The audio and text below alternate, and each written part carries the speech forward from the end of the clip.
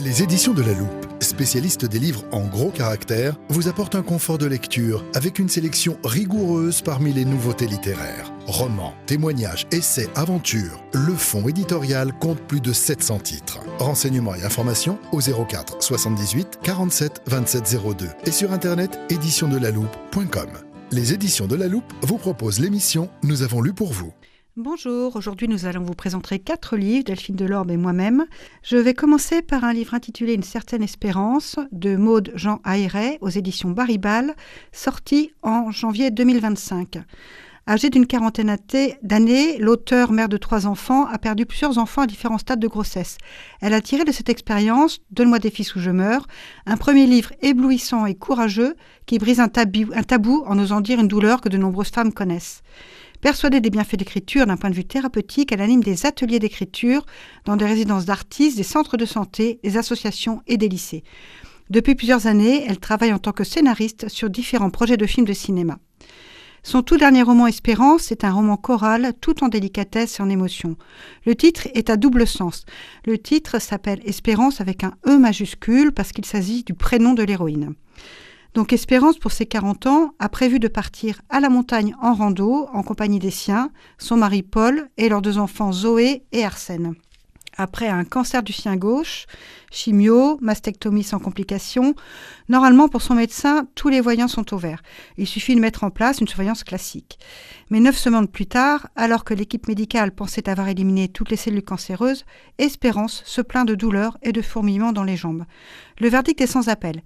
Le système lymphatique, les os, la moelle épinière sont atteints et c'est la douche froide pour tout le monde, les médecins comme Espérance et sa famille.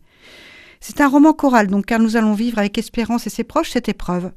Tour à tour en alternance, chacun se livre, nous parle de son combat, ses états d'âme, ses espoirs, s'interroge sur ses émotions et ses sentiments face à l'épreuve de la maladie et de la mort. Son médecin, qui est oncologue donc, Marc, son mari Paul, un amour, mais tendance un peu égocentrique, qui supporte mal de devoir déplacer ses séances de sport ou ses virées avec ses copains. Les enfants, Zoé, 16 ans, ado branché Instagram et TikTok, qui aspire à être amoureuse et a décidé de se faire tatouer contre l'avis de ses parents, évidemment. C'est une vraie ado. Elle se sent perdue entre l'enfance et l'âge adulte. Arsène, qui passe beaucoup de temps chez Madame Dora la concierge. Elle va l'aider à se bricoler des ailes, c'est son rêve. Arsène qui n'a que 5 ans, mais qui voudrait qu'on lui parle, qu'on lui explique ce qui se passe, parce qu'en fait on lui dit rien. C'est un enfant, on part du principe qu'il n'a pas besoin de savoir. Et il y a aussi Susanna, l'amie de longue date, rencontrée il y a 16 ans alors qu'elles débutaient toutes les deux comme titulaires dans un lycée du 9e arrondissement de Paris. Espérance en français, Susanna en sciences. Une amitié sans faille. Susanna est même la marraine d'Arsène, c'est tout dire. Sauf qu'elles se sont brouillées il y a quelques semaines. Elles ne se parlent plus, évitent de se croiser à l'école. Et du coup, plus rien ne retient Susanna à Paris. Betty, sa mère, qui l'a mise au monde à l'âge de 16 ans, qui vit à 300 km de Paris, avec ses chiens, avec qui elle n'a jamais vraiment parlé de l'essentiel. Espérance ne sait pas qui est son père. Betty préfère la compagnie des animaux à celle des hommes et a une peur panique de la maladie, ce qui l'éloigne encore plus de sa fille. La vie d'Espérance et celle de ses proches va évidemment être chamboulée. Et puis il y a Dominique. Dominique propose ses services à l'hôpital. Elle est biographe hospitalière. Elle écoute les patients incurables, enregistre les entretiens et propose de réaliser le livre de leur vie. Mettre des mots, une façon de libérer la parole et laisser une trace à ses proches. Se libérer et être plus serein. Un livre donc qui aborde la fin de vie et le deuil et qui reste malgré tout lumineux, qui parle d'espérance avec un petit E du coup. La plume est belle, fluide, délicate, tout en finesse et sensibilité. J'aimerais citer l'auteur.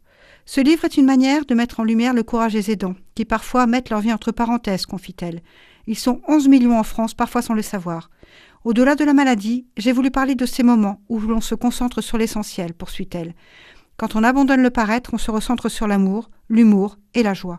Dans un contexte tragique où le temps est compté, il y a toujours des éclats de voix. Voilà, c'est un très bon roman qui renvoie chacun à ses propres questions face à la maladie, l'angoisse, la colère ou les doutes et que je vous conseille vivement. Je continue dans le registre du cancer, mais plus drôle. La drôle de quête d'Azélie de Baptiste Sébron aux éditions Casar, sortie en décembre 2024. Les éditions Casar, c'est cette maison d'édition généraliste d'inspiration humaniste chrétienne, bien connue entre autres pour Monsieur le curé fait sa crise, roman qui a donné lieu à un seul en scène qui a tourné dans de nombreuses paroisses françaises, Les pieuses combines d'original, sorti récemment au cinéma sous le titre de Mauvaise foi, ou Le savoureux, Sainte Marguerite Marie et moi. Très belle collection, n'hésitez pas à piocher dans le catalogue. Jeune père de famille, ingénieur et historien angevin d'origine, l'auteur Baptiste Sébron est engagé dans la vie paroissiale. La drôle de quête d'Azélie est son premier roman. Azélie Lécuyer, 30 ans, mariée, un fils Auguste, fait partie de l'équipe liturgique de sa paroisse à Parthenay. Nous sommes le dimanche 13 juin. À la sortie de la messe, celle-ci annonce à son amie Chantal du Manoir, le pilier de la paroisse, qu'elle est atteinte d'un cancer du pancréas agressif à un stade avancé. Après avoir proféré un juron dans l'église, signe de son extrême désarroi, Chantal lui suggère d'aller à Lourdes. Mais Azélie sait qu'elle va mourir et elle lui fait comprendre qu'elle a bien d'autres choses à faire que d'aller à Lourdes. Chantal, rouge de colère, quitte l'église. Azélie a une foi ancrée dans l'habitude. Aller à la messe le dimanche, donner un coup de main à la paroisse, elle répond présent. Mais elle se rend compte avec l'annonce de sa mort prochaine que sa vie n'a plus de sens et que sa foi est sans doute bien tiède. Elle en veut énormément à Dieu. Chantal, c'est la grenouille de bénitier ou punaise de sacristie au choix. Veuve énergique, un brin excentrique, la foi chevillée au corps. Elle est sur tous les fronts. La quête, les fleurs, les chants, le balayage, le nettoyage des objets liturgiques, le repassage. Bref, le genre de personne parfois invisible, mais totalement indispensable et dont l'absence met toute l'organisation par terre. Or, 2 jours après son coup de sang, Chantal n'est toujours pas revenue à son poste. Elle s'est volatilisée. Alors que le curé s'affole, que la gendarmerie pointe le bout de son nez, peu à peu, quelques indices apparaissent qui vont titiller Azélie, la pousser à creuser ce mystère et à dépasser sa maladie. Et c'est là que va commencer une drôle de quête pour notre héroïne. Entre prise de médicaments, rendez-vous médicaux, nausées et vomissements à répétition, une vraie enquête quasi policière sur une durée de 3 mois où se mêlent indices religieux, rencontres improbables et rocambolesques et expériences spirituelles. Cette quête permettra à Azélie de poser un regard neuf sur sa vie et ceux qui l'entourent. L'enjeu, emmener Azélie là où elle ne veut pas aller et l'aider à sortir de sa nuit de la foi. Elle ne veut pas aller à Lourdes, donc a priori, c'est là qu'on veut l'emmener. Est-ce que le miracle aura lieu ? Ce sont des personnages attachants, des petites touches d'humour, de la fantaisie, parfois la larme à l'œil évidemment, un sujet original, un jeu de piste haletant entre cosy mystery et romance spie. Un polar spirituel, on pourra inventer ce nouveau style. Ce premier roman de Baptiste Sébron est une vraie réussite et convient aussi bien aux ados, à partir de 14 ans, qu'aux adultes. L'auteur aborde les problèmes d'éthique, la perte de la foi, la maladie, les traitements lourds, et nous propose de réfléchir sur le lien entre souffrance et rédemption. Beau témoignage de foi et d'espérance, qui n'est malgré tout pas réservé à la sphère catho, un livre qui fait du bien, même si le sujet est grave et qui nous fait sourire du début à la fin. Un hommage à toutes les Chantal dévouées de nos églises. Voilà, je vous passe la parole, Delphine. Merci Sybille. Donc, je vais vous présenter 2 romans sortis en août 2025 pour la rentrée littéraire. Marcher dans tes pas, écrit par Léonore Derequando, publié par les éditions de l'Iconoclaste, et Les derniers jours de l'apesanteur de Fabrice Caro aux éditions Gallimard. Je commence donc avec Marcher dans tes pas. Léonore Derequando est non seulement écrivaine, mais aussi violoniste. Elle a écrit de nombreux romans, dont certains sur des thèmes artistiques. Le dernier, sorti en 2023, Le Grand Feu, où l'on croisait Vivaldi à Venise, et aussi Pietra Viva, un roman centré sur l'acte créatif du sculpteur Michel-Ange, qui a été publié en 2023.